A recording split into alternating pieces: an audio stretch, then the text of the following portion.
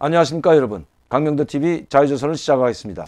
우선 국제 소식, 여러분들도 아시다시피 지금 미국과 러시아 스위스 제네바에서 이제 미 국무장관과 이 러시아 외무장관이 회담이 있습니다. 우크라이나 사태를 놓고 회담이 있는데 그 회담을 앞두고 서로 기선제압에 들어가는 것 같습니다. 미국이 러시아에 이 회담을 앞두고 한 이틀 전이죠.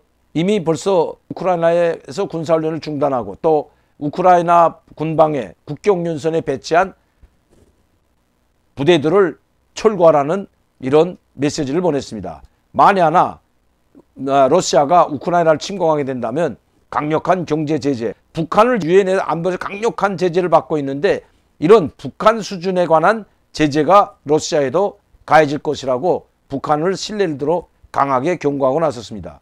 물론 이 경고를 받자마자 미국에서도 자기네들은 이 러시아 외무장관이 우리는 절대로 단 한 발자국도 물러설 수 없다. 더 물러설 길도 없다. 이렇게 강력하게 이야기하고 있는데 바이든 대통령과 푸틴 대통령 사이에 이미 전화회담이 있었고 그 전에는 또 화상회담이 있고 이번엔 또 푸틴 대통령에서 전화회담이 있었지만 이건 서로 명분 쌓기로만 보입니다. 이 바이든 대통령과 푸틴 대통령 간의 전화회담을 했을 때도 벌써 자기 견해차만 밝혀놨고 러시아는 한 발짝도 못 물러서겠다고 하고 이 미국도 우크라이나를 결코 방관하지 않고 반드시 수호하겠다는 의지를 분명히 했고 러시아가 우크라이나를 침공한다면 거기에 혹독한 대가를 치르게 된다고 계속해서 경고하고 있는 것입니다. 어제 또한 하루 이틀 회담을 앞두고 미 국무부가 러시아에 강력한 경고를 보냈다는 소식이 들어와 있습니다. 서로 경고하고 경고하는 이런 상황에서 우리 시간으로 내일 새벽에 스위스 제네바에서 이루어지는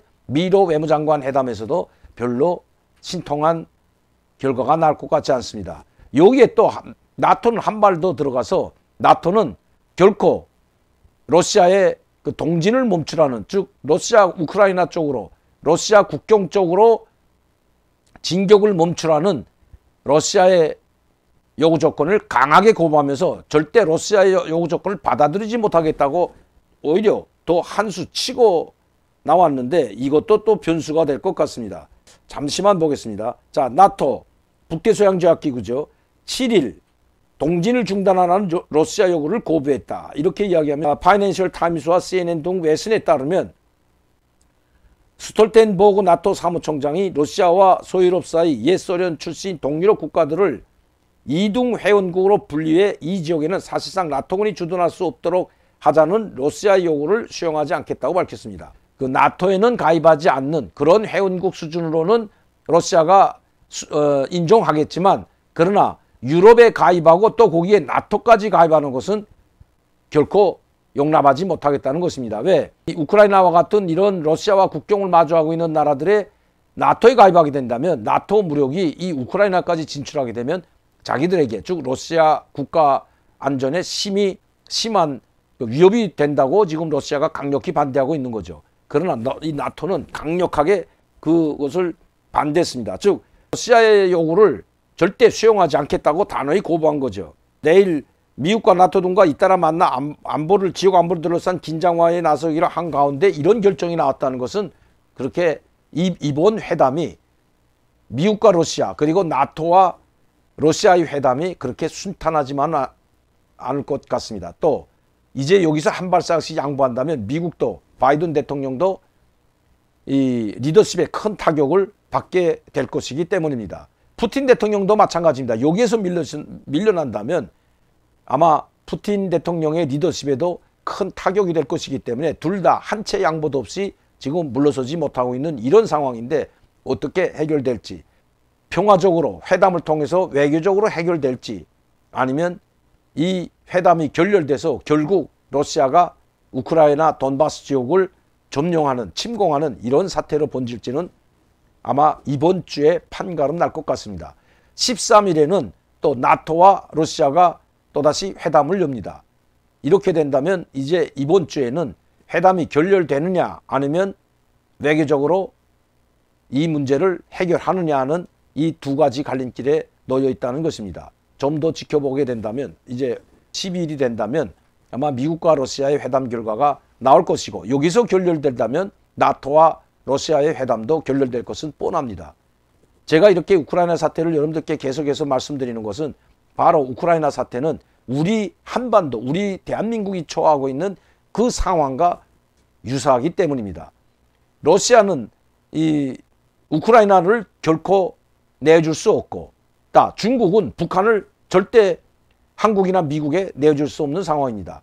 입과 입술과 같은 사이라고 하는 이런 순망치안이라고 하죠. 이 순망치안과 같은 이 중요한 지역, 북한을 중국이 결코 포기할 수는 없기 때문입니다. 그렇게 된다면 우크라이나가 나토에 가입하여 나토 무력이, 이 미국과 나토 무력이 러시아 국경까지 들어오는 것을 그렇게 우려하고 있는데 중국도 마찬가지인 것입니다. 한국이 통일되거나 아니면 흡수 통일되던 아니면 그냥 통일돼서 미국 동맹으로 가게 된다면 이 압록강 두만강까지 우리 군사력이 닿는 것, 즉 우리 한국군과 한미 동맹이 이 압록강 두만강까지 관리하게 된다면 이건 중국엔 그야말로 턱밑까지 들어오게 된다면 중국도 상당히 이 공산당 정부에 대한, 공산 정권에 대한 일당 독재 정권이 흔들릴 수도 있기 때문입니다. 특히 이 낙후한 지역으로 불리는 이 동북 삼성 지역, 여러분들도 아시겠지만 이 흑룡강이나 흑룡강성, 연용성, 길림성은 다른 광동성이나 선전이나 이런 상해보다도 상당히 뒤떨어져 있고 낙후한 지역입니다. 특히 그 중에서도 흑룡강성하고 이 길림성은 상당히 발전이 덜 됐습니다. 왜? 여기는 물류가 움직이기가 상당히 힘들기 때문에 맨 내륙 꼭대기에 있기 때문에 바다까지, 바다를 통해서 물류가 유통되려면 기차로 수천 킬로를 나와야 되기 때문에 이 타산성이 맞지 않는다고 합니다. 그렇기 때문에 이 중국은, 이 길림성은 북한을 통해서 총진으로 낮은 선봉에 지금 중국에서 많은 투자를 하고 있고 지분을 많이 가지고 있죠. 낮은 선봉항을 이용하는 것이, 그래서 바다로 물류를 유통시키는 것이 상당히 유리하기 때문에 낮은 선봉에 많이 투자를 하고 있는 거죠. 자, 이런 상황에서 압록강, 두만강까지 한미동맹이 관리하게 된다면 어떻게 될까요? 이 지역, 세 개 지역, 흑룡강성, 연용성, 길림성은 아마 이 미국과 한국 경제력의 그 용량하에 들어갈 것은 뭐 물어보지 않아도 뻔한 일이기 때문입니다. 그래서 중국은 결사적으로 북한을 절대, 북한이 핵을 만들든 미사일을 만들든 그렇게 강력하게 제재도 하지 않고 죽지 않을 만큼 계속해서 지원을 해주고 있는 겁니다. 유엔 안보리가 문제가 아닌 거죠. 유엔 안보리 제재가 아무리 강하다고 하더라도 지금 중국은 계속해서 북한을 지원해주고 있습니다. 바로 그런 이유 때문이죠. 그렇기 때문에 우크라이나나 우리 한반도가 위치한 지형학적 이 위치가 이 강대국들 속에서는 상당히 중요한 위치이기 때문입니다. 우크라이나도 이거 러시아의 침공을 막을 수가 없죠. 만에 하나 우리가 미국이 없다면 중국과 북한이 합작해서 우리 한국을 공격한다면 우리가 막을 힘이 있을까요? 한미동맹이 없고, 자, 우리 한국에 미군이 없다고 한다면 이거 아마 북한은 중국의 힘을 빌리지 않고도 우리 한국 쯤은 얼마든지 아마 점령할 수 있다고 지금 장담하고 있습니다. 오죽했으면 김정은이 때 들어와서 3일 전쟁 전략까지 내놓고 3일, 하루 24시간이면 부산까지 점령할 수 있다는 이런 전쟁 전략까지 세워놓았을까요? 그래서 제가 우크라이나 문제를 여러분들께 국제 문제 중에서도 저 중동, 이라크나 이란 문제는 전 관심도 없습니다. 그러나 이 우크라이나 문제, 대만 문제는 우리나라와 직결된 문제이기 때문에 여러분들께 소식을 자주 전해드리는 겁니다. 여러분들도 관심을 가지고 이 우크라이나 사태가 어떻게 해결되는지, 이게 해결되지 못한다면 러시아가 우크라이나를 침공하게 되고 여기서 성공을 하게 된다면 그야말로 우리도 상당히 위험하게 되기 때문이라는 것입니다.